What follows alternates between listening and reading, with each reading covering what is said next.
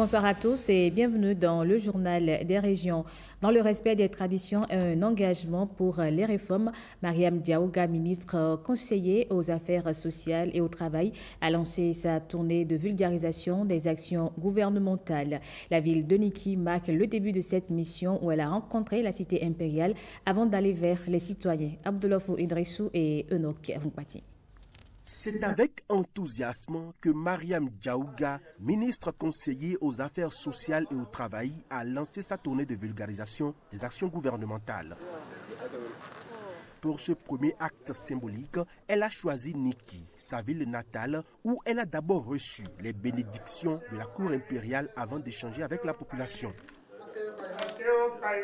Je ne pouvais pas commencer cette tournée sans venir prendre les bénédictions auprès de l'empereur qui a beaucoup prié pour nous, pour le Bénin, pour le président Patrice Talon et qui a dit qu'on a été effectivement honoré à travers ma modeste personne. La délégation se dirige ensuite vers le domicile de l'imam central de Niki afin de recevoir ses bénédictions.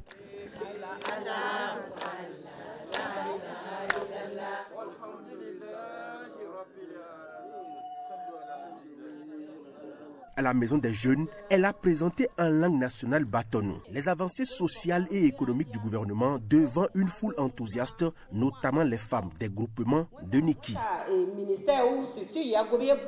on prête 100 000, on nous prenait 120 000. Maintenant, si on prête 100 000, nous les femmes, on donne 102 000 francs. Nos enfants filles qui sont à l'école, l'enfant ne manque plus ce qu'il va manger. Et les études évoluent pour les enfants. Avant, j'étais à la maison. Donc, comme on m'a parlé de ces prêts, je suis allée et j'ai déposé les dossiers. Ils ne m'ont rien pris. Ils m'ont dit de faire la photocopie de ma carte simple, plus 2 photos. Ça n'a pas duré. Le prêt est sorti. Donc, j'ai reçu le message dans mon portable. Je prends, je vois que c'est microfinance. Des femmes qui s'en sortent, qui sont aujourd'hui autonomes à travers ce projet-là. Vous avez vu l'appui aux artisans, les artisans qui ont fait des témoignages à travers bien sûr les aides et tous les programmes de renforcement de capacité, de formation de ces artisans-là. Le gouvernement de son excellence le président Patrice Talon a mis l'homme au cœur de sa gouvernance. La journée s'est poursuivie par une rencontre avec les acteurs politiques de la ville visant à renforcer l'unité autour des réformes en cours. On a rencontré les partis qui soutiennent les actions du chef de l'État pour une synergie d'action. Parce que comme vous le savez, l'année 2025 appelle notre engagement formellement. Expliquer un peu c'est quoi le rôle d'un ministre conseiller, comment ils peuvent être utiles pour vraiment m'accompagner dans ma mission. Prochaine étape, Sinandé et Bebereke, où Mariam Diaouga poursuivra sa mission d'écoute et de sensibilisation auprès des populations. En Assemblée générale ordinaire ce 7 février, les membres de l'ensemble Académie nationale des sciences, arts et lettres du Bénin ont passé en revue les activités du PTA 2024. Dans l'ensemble, les activités programmées sont exécutées et pour 2025, l'ensemble entend conduire davantage de travaux pour l'élaboration et la diffusion des résultats de recherche et de savoir basés sur des principes scientifiques. Alexis Kenom et Ghislaine Adimi. Les activités inscrites au plan d'action annuel de l'Académie nationale des sciences, arts et lettres du Bénin pour 2024 sont globalement exécutées. Ce qui m'a le plus marqué, c'est d'abord la qualité des résultats. Les travaux de l'Académie sont des travaux qui répondent à des objectifs de développement. Et moi, personnellement, en lisant tous les documents qui ont été produits, j'ai été frappé donc, par cette liaison stratégique et tactique entre les activités des différentes commissions. Plusieurs actions ont milité en faveur de l'atteinte des objectifs. Entre autres, l'accompagnement financier et administratif, les relations extérieures et les moyens de communication. Tout n'a cependant pas été rose à l'ANSALB en 2024. Les membres ici réunis s'arment alors de recommandations et projettent plus d'actions pour 2025. Comment faire pour que nos actions débouchent sur des recommandations par lesquelles nous rendons utiles, par lesquelles les pouvoirs publics, ceux qui nous financent, vont apprécier notre utilité. Et je crois que dans le rapport général, il en existe un certain nombre où il existe des recommandations qui vont pouvoir être analysées. Nous continuons d'avoir l'accompagnement de l'État pour continuer nos actions. C'est déjà pas mal, ça c'est assuré. Maintenant, le reste dépend de nous, de plus d'engagement, plus de mobilisation. En tant qu'agence d'élaboration et de diffusion des résultats de recherche et de savoir, l'ANSAB est composée essentiellement d'universitaires et scientifiques connus et confirmés. Le partenariat local pour l'éducation, PLE Bénin, plaide pour une véritable inclusion des filles et des enfants en situation de handicap dans le système éducatif. L'occasion bien choisie, la journée de réflexion sur l'éducation inclusive. Les précisions avec Vitis Arouré et Michel Ebé. L'éducation inclusive au cœur de cette rencontre des organisations membres du partenariat local pour l'éducation PLE Bénin. Ce consortium, formé par 6 institutions, est entré dans sa phase opérationnelle après le lancement de ses activités en octobre 2023. Nous menons des activités communautaires pour que les populations à la base et à tous les niveaux cernent la pertinence de l'éducation inclusive. Les actions de plaidoyer sont aussi au rendez-vous pour amener les pouvoirs publics à mieux agir en faveur d'une éducation de qualité au Bénin. On continue de dénombrer au Bénin des centaines de milliers d'enfants hors de l'école, y compris des enfants handicapés confrontés à des défis sociaux, économiques et culturels. Chers gouvernants, chers partenaires techniques et financiers, la forte promotion des enfants hors de l'école, environ 4 sur 10 des enfants de 3 à 17 ans, en particulier les filles et les enfants à besoins spécifiques, nous interpellent. La rencontre est aussi un moment de partage d'expériences entre les divers acteurs de l'éducation inclusive. Cette journée est une occasion précieuse de nous rappeler l'importance d'une éducation qui ne laisse personne de côté. Une éducation qui célèbre la diversité et qui offre à chaque enfant, quelles que soient ses particularités, la chance de réaliser son plein potentiel. Votre contribution depuis 2 ans déjà est de qualité et offre aux acteurs du système éducatif le nécessaire espace d'échange et de capitalisation des acquis pour plus de rayonnement d'une école inclusive. À travers cette journée, le partenariat local pour l'éducation entend mobiliser davantage d'acteurs et de donateurs autour de l'éducation inclusive au Bénin. Le 2 février est la date retenue pour mettre en lumière les espaces humides. Au Bénin, ils sont concentrés dans la zone méridionale et c'est un arrondissement de la cité lacustre de la commune des Agégués qui a accueilli les manifestations officielles. Regardez.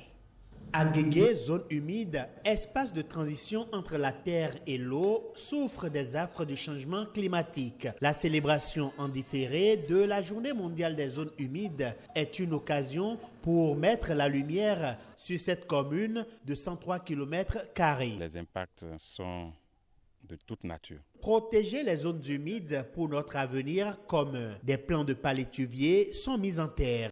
Ce site se situe dans la réserve communautaire Grand Okwe, implanté dans les communes de Soava, Sebekpodi et des Agégués.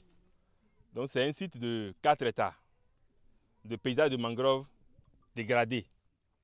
Je voudrais ici rendre un vibrant hommage aux communautés locales, aux chercheurs, aux organisations non gouvernementales et aux institutions internationales qui œuvrent quotidiennement pour la préservation des zones humides. Leur engagement est une source d'inspiration pour nous tous. Je vous invite à agir de 3 manières. Premièrement, faire des choix conscients pour stopper la pollution des zones humides. Deuxièmement, participer à l'effort mondial de conservation de la gestion durable des zones humides et enfin, prendre part aux actions locales de restauration des zones humides. La jeunesse, fer de lance de demain, est pleinement associée à l'entretien des palétuviers rouges ainsi mis en terre. Le creuset de cette jeunesse, constitué d'élèves, le club environnemental des jeunes ambassadeurs des mangroves, est désormais structuré. C'est grâce au projet Mangrove. Il vise le renforcement de la résilience des écosystèmes de mangroves dans le sud du Bénin. Les associations communautaires pour la protection de l'environnement, des Agégués, de Sémékpodji et de Soava ont reçu du matériel de bureau pour mieux travailler sur le terrain pour la cause de l'environnement. Carnet noir dans ce journal, elle a été une brillante animatrice de l'émission Ekporo. On apprend cette semaine qu'elle s'en est allée. La SRTB rend ici hommage à Éléonore Hachema.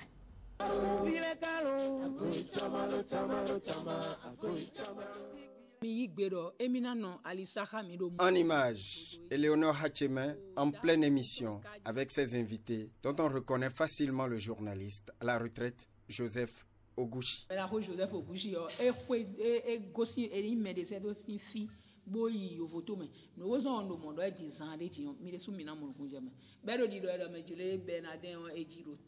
Ensemble sur Ekpoho, une émission des faits de société, ils débattent autour de la vie et les œuvres de Bernardin Cardinal Ganti. Bernardin Tofo.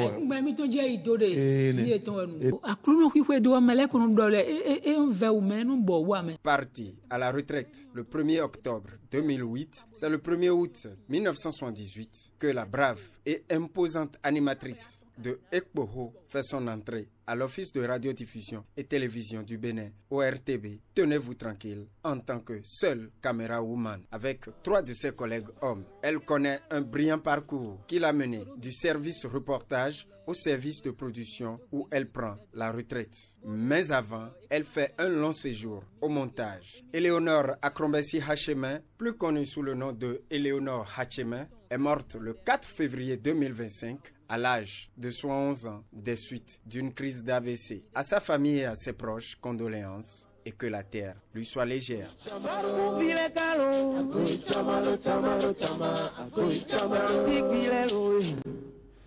À Cotonou, le vol des protections des égouts est devenu fréquent. Conséquence, on rencontre souvent des canalisations non protégées sur la chaussée. Pourtant, bien de ces ouvrages étaient protégés ou couvertes. Constat avec Igor Ayoso et Arnaud Adadia.